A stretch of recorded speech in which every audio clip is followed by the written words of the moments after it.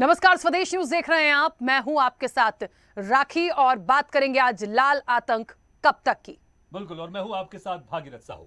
छत्तीसगढ़ के दंतेवाड़ा में बुधवार को नक्सली हमले में 10 पुलिसकर्मी शहीद हुए हैं। आपको बता दें कि इनमें एक ड्राइवर भी था। ये जवान डिस्ट्रिक्ट रिजर्व गार्ड यूनिट के थे। इनके अलावा इनकी गाड़ी के ड्राइवर की भी मौत हुई है। दरअसल टीम बारिश में फंसे सुरक्षा बलों को रेस्क्यू करने जा रही थी और इसी दौरान नक्सलियों ने आईडी ब्लास्ट में पुलिसकर्मियों का वाहन उड़ा दिया। हमला दंतेवाड़ा जिले के अरनपुर थाना क्षेत्र के अरनपुर समेली के बीच हुआ। आपको बता दें कि यहां पुलिस और नक्सलियों के बीच मुठभेड़ हुई है और इसी मुठभेड़ के दौरान नक्सलियों ने वाहन पर बम फेंका था। आईजी सुंदर राजपी ने कहा कि मौके पर सीनियर ऑफिसर्स भेजे गए हैं। इलाके में सर्चिंग ऑपरेशन जारी है। आपको बता दें कि बस्तर में नक्सलियों का TCOC चल रहा है। नक्सली इस दौरान अक्सर कई बड़ी घटनाओं को अंजाम देते हैं। TCOC को देखते हुए फोर्स भी अलर्ट मोड पर है। बस्तर के सभी जिलों में जवानों को सर्चिंग के लिए भेजा जा रहा है। उधर छत्तीसगढ़ के मुख्यमंत्री भूपेश बघेल ने हमले पर दुख जताया है और कहा कि शहीदों के परिवार के प्रति मेरी संवेदनाएं हैं। नक्सलियों को बख्शा नहीं जाएगा। केंद्रीय गृह मंत्री अमित शाह ने छत्तीसगढ़ के मुख्यमंत्री भूपेश बघेल को हर संभव सहायता देने की बात कही है। आपको बता दें कि इससे पहले बीजापुर से कांग्रेस विधायक विक्रम मंडावी के काफिले पर एक हफ्ते पहले नक्सलियों ने हमला किया था। जिस वाहन में जिला पंचायत सदस्य पार्वती कश्यप बैठी थी, उस वाहन पर गोलियां लगी थी। हालांकि सभी सुरक्षित हैं। विधायक विक्रम मंडावी जिला पंचायत सदस्य समेत कांग्रेसी नेता गंगालूर गए हुए थे। यहां मंगलवार को साप्ताहिक हाट बाजार में नुक्कड़ सभा का आयोजन था और लौटते वक्त नक्सलियों ने वाहनों पर फायरिंग की थी। इतना ही नहीं, 2 साल पहले जवानों पर BGL दागा था। 22 जवान शहीद हुए थे। 3 अप्रैल 2021 को बीजापुर जिले के तर्रेम थाना क्षेत्र के टेकलगुड़ा में मुठभेड़ में 22 जवान शहीद हुए और 35 से ज्यादा घायल हुए थे। इन पर 350 से 400 नक्सलियों ने हमला किया था। इनमें माओवादियों के बड़े कैडर्स के लीडर भी मौजूद थे। जवानों पर भारी मात्रा में BGL दागा गया था। साथ ही DRG, CRPF, कोबरा बटालियन के जवानों से हथियार भी लूट कर ले गए थे। कोबरा के एक जवान राकेश्वर सिंह मनहास का अपहरण किया गया था। जवान के पास से हथियार लूट लिए गए थे और इस मुठभेड़ में नक्सलियों ने अपने TCOC के दौरान वारदात को अंजाम दिया था। कुल मिलाकर एक तरफ बात होती है नक्सल के खात्मे की, लेकिन दूसरी तरफ ये घटनाएं कई सवाल भी खड़े करती हैं। सवाल सिर्फ राजनीति का नहीं है यहाँ पर, लेकिन देश के जवानों की शहादत का हिसाब कैसे होगा और आगामी चुनाव में क्या ये मुद्दे के रूप में भुनाया भी जाएगा। निश्चित तौर पर ये एक बड़ा विषय है, बड़ी घटना है। जवानों की शहादत हुई है। इस पर बहुत सी प्रतिक्रियाएं भी आई हैं। क्या कुछ किसने कहा वो आपको सुनाएंगे।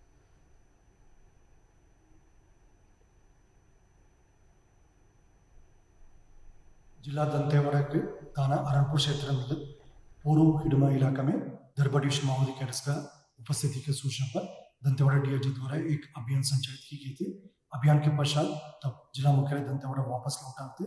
इस दौरान अरनपुर एवं समेली के बीच में DRG गाड़ी को ID के माध्यम से माओवादी द्वारा टारगेट की गई। उस घटना में हमारे एक वाहन ID के चपेट में आ गए थे। उसमें 10 DRG जवान एवं एक सिविलियन ड्राइवर, कुल 11 लोग का शहादत होगी। अतिरिक्त रीइंफोर्समेंट पार्टी CRPF एवं DRG घटनास्थल पहुंच गई है। अभी घटनास्थल से सभी शहीदों के बॉडी को इवैक्यूएशन की कार्रवाई की जा रही है। स्पॉट में सीनियर ऑफिसर्स का भी अभी पहुंच गए हैं। लगातार सर्चिंग अभियान जारी है और घटनास्थल की जो निरीक्षण के पश्चात और संपूर्ण विवरण प्राप्त हो। और ये बेहद दुखद है और मैं जो हमारे जो जवान शहीद हुए हैं उसके परिवार के प्रति संवेदना व्यक्त करता हूँ। लेकिन जो ये लड़ाई है वो अंतिम दौर पे चल रहा है और नक्सलियों को किसी सूरत में छोड़ा नहीं जाएगा और निश्चित रूप से उस योजनाबद्ध ढंग से बना के ये नक्सलवाद को ही समाप्त करें। नारायणपुर थाना क्षेत्र का मामला है। वहाँ कुछ दूरी में नक्सली छिपे होने की गोपनीय जानकारी थी। DRG के जवान रवाना किए गए थे। सर्चिंग के बाद लौट रहे थे तो ID ब्लास्ट किया गया है, जिसमें 10 जवान और एक ड्राइवर की मृत्यु हुई है। कुल 11 लोगों की शहीद हुए हैं 11 लोग, ऐसी जानकारी अभी मिल रही है। एक्स्ट्रा फोर्स, सपोर्टिंग फोर्स रवाना कर दिया गया है। कुछ समय पश्चात जब वो आ जाएंगे और सपोर्टिंग पार्टी चली जाएगी तब विस्तृत जानकारी मिलेगी। क्या कारण लगातार इस तरीके से अब नक्सली जो हमला कर रहे हैं? नहीं, लगातार हमले नहीं हुए हैं। लगातार हमला कहना उचित नहीं है। नक्सली हमले को हम लोग हमेशा नाकाम करते गए हैं और उनको खदेड़ने में कामयाब हुए हैं। 60% नक्सली मूवमेंट कम करने में इन 4 वर्षों में काम हुए हैं। बीच बीच में एक आध दो घटना होता है जो उनकी उपस्थिति दर्शाने के लिए दिख जाता है। दंतेवाड़ा जिला के अरनपुर में जो नक्सली हमले में 11 नौजवानों के शहीद होने का समाचार मिला है, ये समाचार अत्यंत हृदय विदारक है, दुखद है और इस घटना की जितनी भर्त्सना की जाए, जितनी निंदा की जाए वो कम है। मैं वीर शहीदों के प्रति अपनी विनम्र श्रद्धांजलि अर्पित करता हूं, उनके परिजनों के प्रति संवेदना व्यक्त करता हूं और निश्चित रूप से हम सबको आगे बढ़कर इस दिशा में अब सोचने की और काम करने की जरूरत। बिल्कुल, सभी लोग जिस तरह से यहाँ पर संवेदना व्यक्त कर रहे हैं, लेकिन संवेदना के साथ नक्सलियों को सबक सिखाना भी यहाँ पर जरूरी है। मैं पीसीआर से बोलूंगा एक बार वो तस्वीर फिर से दिखा दे जहां पर सड़क में जहां पर ब्लास्ट हुआ था, उसके बाद जो तस्वीर था, जो मंजर था, एक बार दर्शक उस मंजर को फिर से देख सकते हैं। आप तस्वीरों से अंदाजा लगा सकते हैं कि कितनी बड़ी यह दर्द विदारक घटना थी कि आईडी ब्लास्ट के जरिए वाहनों को उड़ा दिया गया और उस वाहन में हमारे देश के जाबाज जवान सवार थे। एक सर्चिंग ऑपरेशन से जब वापस लौट रहे थे तो नक्सलियों ने पहले से ही घात लगाकर वहां पर आईडी प्लांट कर दिया था और जैसे वहां से वाहन गुजरा उसके बाद एक बड़ा सा ब्लास्ट हुआ। तस्वीरों से आप अंदाजा लगा सकते हैं कितना बड़ा यह ब्लास्ट था और इसी ब्लास्ट में हमारे देश के 10 जवान और एक ड्राइवर शहीद हो गए और कई लोग इसमें घायल हो गए हैं। उसके बाद गृह मंत्री ने कहा है, मुख्यमंत्री भूपेश बघेल से बातचीत की फोन पर, कहा है कि जो भी राज्य सरकार को मदद की आवश्यकता होगी वो मदद हम देंगे, लेकिन इसके साथ ही यहां पर राज्य सरकार और केंद्र सरकार को मिलकर अब नक्सलियों को पूरी तरह से खत्म करना होगा, क्योंकि जनता भी ये सवाल पूछ रही कि आखिर लाल आतंक कब तक।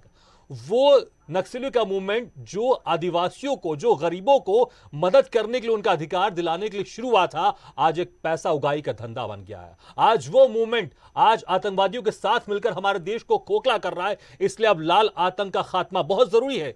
मुख्यमंत्री भूपेश बघेल ने भी कहा है अब नक्सलियों का खात्मा जरूर हो जाएगा, लेकिन राखी सवाल यही है कि आखिर इनका खात्मा कैसे होगा, क्योंकि हर कोई चाहता है, देश का हर व्यक्ति चाहता है कि लाल आतंक खत्म हो।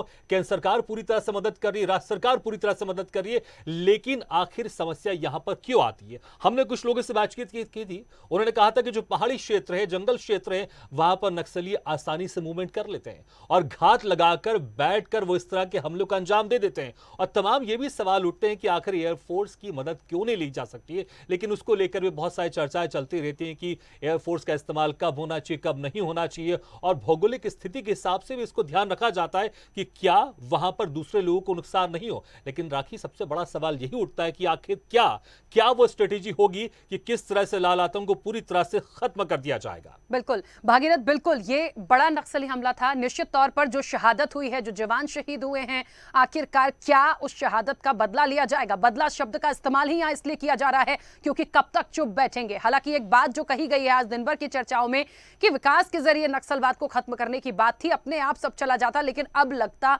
नहीं है। इस वक्त दंतेवाड़ा से हमारे संवाददाता मुकेश श्रीवास हमारे साथ जुड़ गए हैं। मुकेश, और रायपुर से हमारे संवाददाता हिमांशु पटेल हमारे साथ जुड़े। फिलहाल हिमांशु से हम बात करेंगे। हिमांशु, मेरी आवाज पहुंच रही है आप तक? हिमांशु, बड़ी घटना है, क्या इस वक्त की अपडेट, इस वक्त क्या चल रहा है? क्योंकि जिस तरह से भूपेश बघेल ने कहा कि बख्शा नहीं जाएगा, तो क्या माना जाए? जिस तरह से जवान और फोर्स भेजी गई है, लगातार उनको सर्च किया जा रहा है, क्या इस वक्त की बड़ी अपडेट? देखिए राखी, बता दूं, जिस तरह से 10 जवान जो है इस हृदय विदारक जो दर्दनाक घटना में इसकी मौत शहीद जो हुई है, इसके बाद कहीं ना कहीं जो घायल हुए जवानों को रायपुर लाने की बातें जो है निकलकर सामने आ रही है। प्राथमिक उपचार जो है दंतेवाड़ा क्षेत्र पे कराने के बाद जो है अति आवश्यक जो इलाज है वो वहाँ पर मुहैया कराई गई। उसके बाद बेहतर इलाज के लिए रायपुर लाने की बात चल रही है। बता दें, जिस तरह से जो वर्तमान में छत्तीसगढ़ में कांग्रेस की सरकार है, मुख्यमंत्री भूपेश बघेल ने साफ तौर पर कहा था कि हम गोली से नहीं, हम इसे विकास के माध्यम से नक्सली को खात्मा करने की बात कही थी। लेकिन कहीं ना कहीं विकास सरकार भले ही अपने स्तर पे कर रही होगी, लेकिन जिस तरह से नक्सलियों की कायराना हरकत से साफ जाहिर होता है, ये विकास के अवरोधी, विकास के बाधक तो है ही, लेकिन कहीं ना कहीं देश के विकास में भी किस तरह से बाधा उत्पन्न करते हैं और कैसे अपना लाल आतंक अपना यहाँ पर जो है अपनी नछावर यहाँ पे लाल आतंक बढ़ाने की जो मंशा है इसकी साफ तौर पर दिखाई देती है। इसी परिणति की तरह से देखने को मिली है। इस लाल आतंक की चपेट में सिर्फ जवान ही नहीं, देश के जवान ही नहीं, बल्कि कई ऐसे जननेता भी इसके शिकार हुए हैं। बात करी जाए कांग्रेस के शीर्ष नेतृत्व की, पूरे शीर्ष नेता ही कांग्रेस की झीरम घाटी में हमले में शहीद हुए हैं। इसके बाद जो दर्जन भर जवानों की, इससे पहले भी छत्तीसगढ़ में कई हमला हुआ है, 10 से 15 जवानों की शहादत यहाँ पर हुई है। अब तक सैकड़ों जवानों की शहादत इस नक्सलियों के कारण हरकत की वजह से हुई है। बता दें कहीं ना कहीं सरकार की मंशा नक्सल खात्मे को लेकर भले रही होगी, लेकिन कहीं ना कहीं अब तक नक्सल खात्मे को लेकर कही जाए तो विशेषज्ञों से मिली जानकारी के मुताबिक अभी नक्सल खत्म करने में और समय छत्तीसगढ़ में लग सकता है, क्योंकि कहीं ना कहीं लेकिन हिमांशु, अगर हम अभी की बात करें, क्योंकि चुनावी साल है, कुछ महीने बाद छत्तीसगढ़ में चुनाव होने वाले हैं, क्या जो नक्सली हैं वो इस लोकतांत्रिक प्रक्रिया को खत्म करना चाहते हैं या फिर इसको नुकसान पहुंचाना चाहते हैं? क्योंकि जितना विकास पहुंचेगा और जितना आदिवासी क्षेत्र में वहां पर लोकतांत्रिक प्रक्रिया में चुनाव में वहां के लोग शामिल होंगे तो उतना ही जो नक्सली है वो धीरे धीरे खत्म होते जाएंगे, सिमटते जाएंगे। क्या चुनावी साल इसी के चलते इस तरह की घटनाएं हम देख रहे हैं इस साल बढ़ती जा रही है, क्योंकि चुनाव में बाधा पहुंचाने की कोशिश है? ये एक डर का माहौल, एक भय का माहौल लोगों के बीच में फैलाया जा रहा है ताकि कोई चुनाव में साझेदारी ना करे और जो लोकतांत्रिक प्रक्रिया हमारे देश की उसको नुकसान पहुंचाने की यहां पर कोशिश की जा रही है हमले से। निश्चित तौर पर भागीरथी करने सही का डेमोक्रेसी डैमेज का जो सिस्टम है वो कहीं ना कहीं इस नक्सलियों ने अपने कायराना हरकत से कहीं ना कहीं इसे भरसक प्रयास से ही किया जा रहा है कि कहीं ना कहीं जनता में दहशत फैलाई जाए और सरकार के खिलाफ आक्रोश पैदा किया जाए। कहीं ना कहीं जिस तरह से सरकार तरह तरह के प्रयास जो है नक्सल क्षेत्र पे करते आ रही है और कहीं ना कहीं तमाम चीजों को लेकर नक्सलियों को डर और भय पैदा हो चुका है कि आखिरकार सरकार जंगल को समेट रही है। और सबसे बड़ी बात, जिस तरह से नक्सली इस समय अपनी जिस हरकतों को सामना करते हैं, कहीं ना कहीं जिस तरह गर्मी के समय में जो आदिवासी है वो सुदूर अंचल पे जाते हैं, जब जंगल खलिहानों पे उतरते हैं, उसी के आड़ पे नक्सल भी उसे वैसे ही वेशभूषा वैसे ही परिवेश में पहुंचते हैं, कहीं ना कहीं जवानों से लोहा लेते हैं, कहीं ना कहीं कायराना हरकत। इसलिए मैं बार बार कह रहा हूँ कि जिस तरह से अभी जवान जब सर्चिंग में उतरे थे पूरे लश्कर के साथ, तो कहीं ना कहीं जब ये मैदान में उसे लोहा नहीं लेकर जिस तरह से छुपे रुस्तम की तरह या रोड पे, ये सड़क पे जिस तरह से लैंडमाइन जो है फिट किया गया था, उसके बाद जवान जो पिकअप वाहन से जब वापस लौट रहे तो उस दौरान इसको उड़ाया गया है, इस आईडी ब्लास्ट के माध्यम से उड़ाया गया, जिसमें जवान जो है इस तरीके से दर्दनाक जो घटना है, जिस तरह से घटना स्थल पे साफ तौर पर तस्वीर में देख सकते हैं कि 10 से 15 फीट चौड़ाई जो और गहराई 10 फीट के आसपास जो गहराई है, उससे घटना का अंदाजा लगाया जा सकता है कि कितनी बड़ी मात्रा में वहाँ पर विस्फोटक सामग्री का उपयोग किया गया। जवानों की हालात से अंदाजा लगाया जा सकता है कि क्या स्थिति रही होगी जब घटना स्थल में जब आईडी ब्लास्ट हुई होगी, जब गाड़ी के खच्चे उड़ सकते हैं, तो कहीं जवानों की भी जो शरीर है, जो उसके शरीर है, किस तरह से छत विछत के हालात यहाँ पर रहे होंगे। लेकिन कहीं ना कहीं जिस तरह से जो घायल जवानों को तत्परता से इलाज कराने के लिए जो तमाम डीआरजी के और साथी जवान है, वो तत्परता से प्राथमिक उपचार के साथ साथ बेहतर इलाज उनसे मिल सके, इसके लिए शासन प्रशासन लगातार प्रयासों से बात कर लीजिए सरकार के प्रयास और सरकार की मुहिम को लेकर, तो राज्य सरकार लगातार अपनी संवेदनाएं व्यक्त कर रही है, केंद्र सरकार लगातार बातें कर रही है कि जो भी मदद की जो आवश्यकता होगी वो जरूर केंद्र सरकार की ओर से पूरी की जाएगी। तो कहीं ना कहीं अब जो दूसरी पार्टी होती है, बैकअप पार्टी, वो कहीं ना कहीं सर्चिंग पे उतरी हुई है। इसके साथ साथ कई और सैकड़ों जवान इस फील्ड पे उतर के सर्चिंग में जुटी हुई। बिल्कुल ठीक है हिमांशु लगातार हमारे साथ बने रहेगा। इस वक्त दंतेवाड़ा से हमारे संवाददाता मुकेश श्रीवास भी हमारे साथ जुड़ गए हैं। मुकेश, वाकई में बड़ी घटना है, लेकिन बड़ा सवाल यहां पर यही है कि अभी कुछ दिन पहले जो कांग्रेस के विधायक बीजापुर से, उनके भी काफिले पर हमला किया गया था। गनीमत ये रही कि कोई एक कहते जनहानि नहीं हुई, सभी लोग सुरक्षित हैं। उसके बाद देखिए आज ये बड़ी घटना जिसमें डीआरजी के 11 जवान शहीद हुए, जिसमें से एक ड्राइवर था। तो निश्चित तौर पर ये कब तक चलेगा, या ये कह लीजिए कि क्या इस इलेक्शन के पहले एक दहशत फैलाने का प्लान है नक्सलियों का? ये क्या करना चाहते हैं इस लगातार इस तरह की घटनाओं को अंजाम देकर? क्योंकि जल्दी जल्दी ये चीजें आ रही हैं जो निश्चित तौर पर चाहे दंतेवाड़ा हो, बस्तर हो, पूरे छत्तीसगढ़ के लिए ठीक नहीं है। बता दूं कि जैसे जैसे विधानसभा नजदीक आ रहा है और नक्सली अपनी मौजूदगी की उपस्थिति दर्ज कराते हुए पिछले एक हफ्ते में 4-5 घटनाओं को अंजाम दिए हैं और कई अब एक महीने का अंतराल देखे तो कई सरपंच को भी मौत के घाट उतारा है। तो जिस प्रकार की छत्तीसगढ़ सरकार जो लोन वराटून अभियान और ये चला रहा था, जिससे नक्सली कहीं ना कहीं बैकफुट पे थे और जैसे जैसे चुनाव आ रहा अपनी उपस्थिति दर्ज कराते हुए सुबह रोड ओपनिंग पर निकली सर्चिंग पार्टी पर ब्लास्ट करके 11 लोगों को शहीद किए हैं और इसके बाद आसपास के इलाकों में सर्चिंग जारी की गई है। मुकेश, जिस तरह से तस्वीरों में हम देख रहे हैं कि जितना भारी मात्रा में आईडी का इस्तेमाल किया गया, क्योंकि गड्ढे से अंदाजा लगा सकते हैं कितना बड़ा ये ब्लास्ट था। क्या अमूमन इसके पहले जो घटनाएं हुई है उसमें भी इसी तरह के आईडी का इस्तेमाल किया गया है, या फिर इस बार अधिक या कमजोर, या फिर और इसको भयावह बनाने की कोशिश की गई थी? क्योंकि तस्वीर में वाकई बहुत भयावह तस्वीर है, किस तरह से कितना बड़ा गड्ढा हुआ है, इससे अंदाजा लगा सकते हैं कि गाड़ी की क्या हालत होगी, और इसी के चलते हमारे 10 जवान और एक ड्राइवर की मौत हो गई है। जी हाँ, बता दूं कि अरणपुर जो क्षेत्र है, जो जिसमें सीआरपीएफ का कैंप भी है, वहाँ आसपास के इलाके में कई कैंप स्थापित है और इस रोड को बनाने में कई जवानों ने अपनी सहायता दी है। इस रोड में कई सीआरपीएफ 231 बटालियन के जवानों ने कई आईडी भी बरामद की गई है। 10 किलो, 15 किलो, 20 किलो तक की आईडी यहाँ बरामद की गई है। पिछले हफ्ते अभी इस हादसे में, इस हमले में कितने किलो आईडी का इस्तेमाल किया गया, इसकी कोई जानकारी? सूचना से जानकारी मिल रही है कि 10 किलो की आईडी थी ये, जिसे ब्लास्ट किया गया है। ठीक है, तो भारी मात्रा में 10 किलो से आईडी से अंदाजा लगा सकते हैं कि कितने भारी मात्रा में यहाँ पर नुकसान हुआ है। लेकिन मुकेश, सवाल यही उठता है कि आखिर इस तरह के साजो सामान नक्सली को कहां से मिल पाते हैं, आईडी हो, बंदूक हो? क्योंकि अगर इसके हम जड़ तक जाएं, अगर जड़ को खत्म कर देंगे, अगर फंडिंग को खत्म कर देंगे, तो इनको ये सामान नहीं उपलब्ध होगा, इनके हाथ में हथियार नहीं होंगे, इनके हाथ में आईडी नहीं होगा, इस तरह के हमलों को अंजाम नहीं दे सकते। तो फंडिंग के ऊपर भी सवाल उठती है, फंडिंग को कैसे रोक सकते हैं? क्या इसको लेकर वहां पर आपके पास कुछ जानकारी होगी? कैसे नक्सली इसको फंडिंग जुटाते हैं, कहां से पैसा इकट्ठा करते हैं? जैसे कि बताया जाता है कि नक्सल प्रभावित क्षेत्र में केंद्र से बड़ी रकम आती है हर जिलों के लिए। जैसे कि नक्सल प्रभावित क्षेत्र में केंद्र से जो बड़ी फंडिंग की जाती है, जिससे क्षेत्रों का विकास किया जा सके, परंतु हम नक्सल प्रभावित क्षेत्र का अंदरूनी इलाके में वस्तुस्थिति ये है कि अंदर में ना तो रोड है, ना सड़क है, ना बिजली है, ना पानी है। तो इसका फायदा कहीं ना कहीं नक्सलियों को मिल रहा है और वह ग्रामीणों को आगे करके ये मंसूबे को ये कर रहे हैं। बिल्कुल, चलिए बने रहिएगा मुकेश हमारे साथ। हिमांशु, एक बड़ा सवाल यहाँ पर, ये जो पूरी घटना हमारे सामने आई है, ये पूरा हमला जो हमारे सामने आया है, ये कहा है TCOC, मतलब बहुत सारे लोग नहीं जानते होंगे, टैक्टिकल काउंटर ऑफेंसिव कैंपेन चलता है नक्सलियों का, जो चल रहा था, और अक्सर उनके इस कैंपेन के दौरान नक्सली इस तरह की घटनाओं को अंजाम देते हैं। बड़ा सवाल यह है कि जब नक्सलियों को यह पता होता है कि जवानों का काफिला कहां से गुजर रहा है, वो किस जगह जा रहे हैं, वो किसको रेस्क्यू करने जा रहे हैं, तो क्या हमारे प्रशासन को यह चीज नहीं पता होती है कि यदि TCOC चल रहा है तो इस ड्यूरेशन में कोई हादसा हो सकता है, तो हम पहले से एक व्यवस्थाओं के लिए चलें? ये बात इसलिए क्योंकि हमेशा इसी कैंपेन के थ्रू के तहत वो हमेशा जो नक्सली हैं वो इसी घटनाओं को अंजाम देते आए हैं।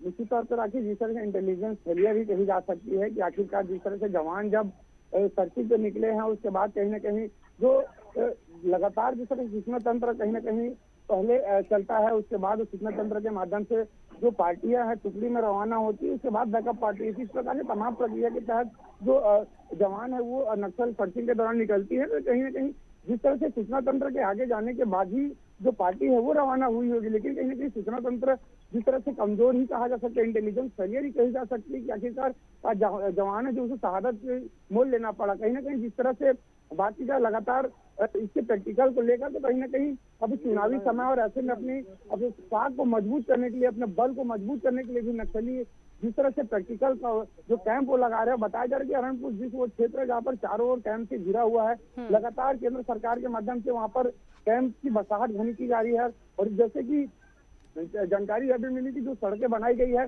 उस सड़क को बनाने के लिए सैकड़ों जवानों ने अब तक की जो 4 साल से 5 साल उस सड़क को बनाने में लगा है, और इस सड़क बनाने में सैकड़ों जवान अपनी शहादत दिए हैं। और कहीं ना कहीं आज नक्सली उस बदला के तौर पे कही जा सकती है कि सड़क को बनाने के लिए नक्सलियों ने कितनी बाधा उत्पन्न करी थी। उस बाधा के बावजूद हमारे जवान जिस तरह से डटकर मुकाबला किए, उस सड़कों को पूरी आम जनता के लिए और जन सुविधाओं के लिए सड़क को पूरी बनाई गई, लेकिन आज फिर से वो स्थिति पैदा की है, सड़क को आईडी के माध्यम से उड़ाया गया। तो कहीं ना कहीं जिस तरह से नक्सली की हरकतों से तमाम जो प्रयास है, लगातार जवान हालांकि लोहा लेकर तमाम प्रयासों को उसे कुचलने का प्रयास है, लेकिन कहीं ना कहीं जिस तरह से नक्सल की जो मजबूत जड़ है, सरकार को वहां तक पहुंचना बेहद आवश्यक है, वरना सरकार के तमाम प्रयास, जवानों की शहादत ऐसे यूं ही व्यर्थ होती चली जाएगी। क्योंकि कहीं ना कहीं जब तक नक्सलियों के हाथ में हथियार कहाँ से पहुंच रहा है, तमाम जो चीजें उससे फंडिंग कहाँ से हो रही है, इसको लेकर सरकार की मजबूत पकड़ सूचना तंत्र के माध्यम से होना बेहद आवश्यक है।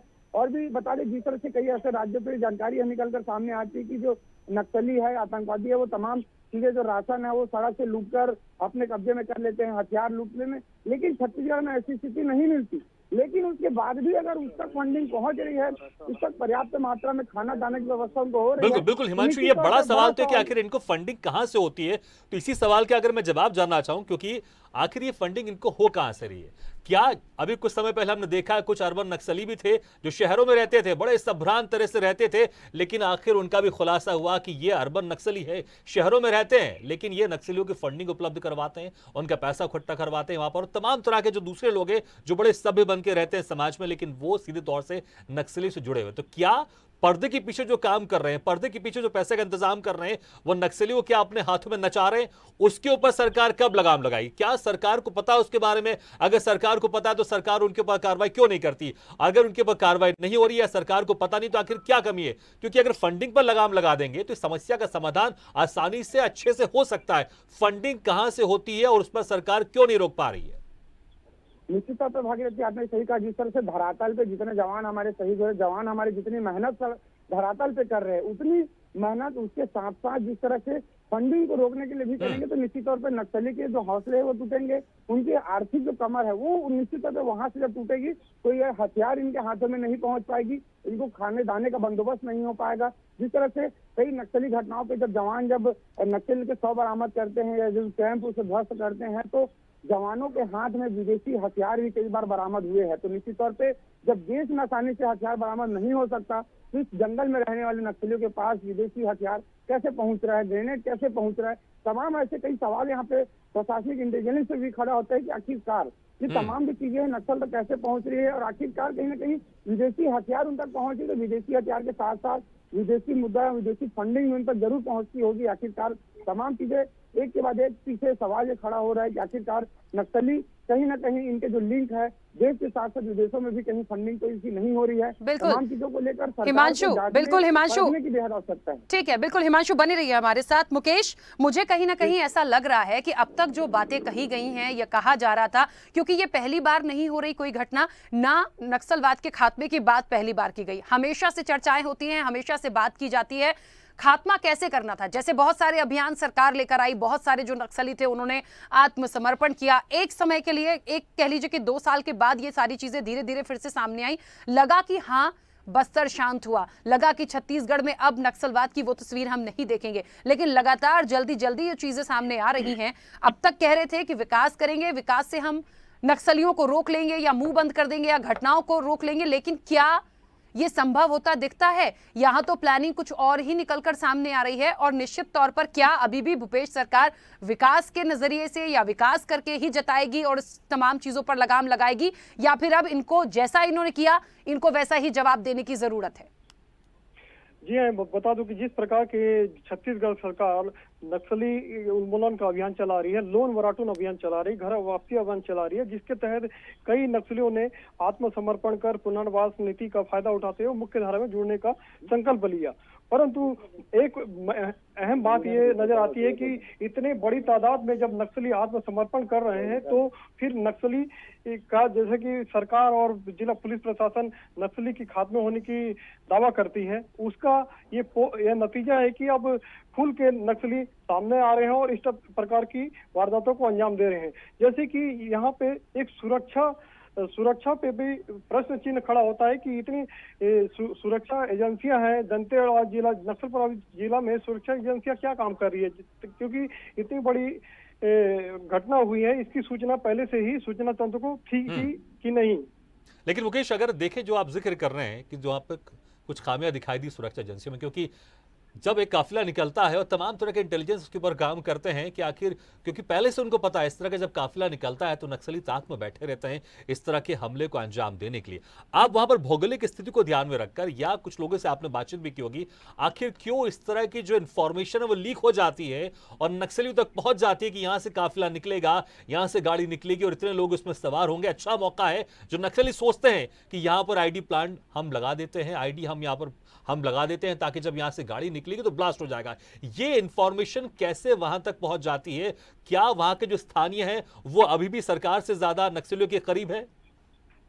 जी हाँ, ये एक बड़ा सवाल है कि जिस प्रकार का जो छत्तीसगढ़ सरकार और पुलिस प्रशासन आत्मसमर्पण करा रही है, आत्मसमर्पण के बाद जो समर्पित नक्सली होते हैं उनको पुलिस प्रशासन द्वारा गांव छोड़ दिया जाता है या उनके मनचाहा रोजगार दिया जाता है। उनका बैकअप पुलिस प्रशासन द्वारा नहीं किया जाता कि बिल्कुल ठीक है। चलिए मुकेश बीच में आपको रोक रही हूं, लेकिन लगातार जिस तरीके से ये बड़ा हमला हुआ है, लाल आतंक कब तक, ये एक बड़ा सवाल है और ये बड़ा सवाल तब तक रहेगा जब तक कहीं ना कहीं सरकार एक गंभीर एक्शन नहीं ले लेती। पल पल की अपडेट आप तक पहुंचाएंगे। फिलहाल इस पेशकश में इतना ही, दीजिए इजाजत। नमस्कार।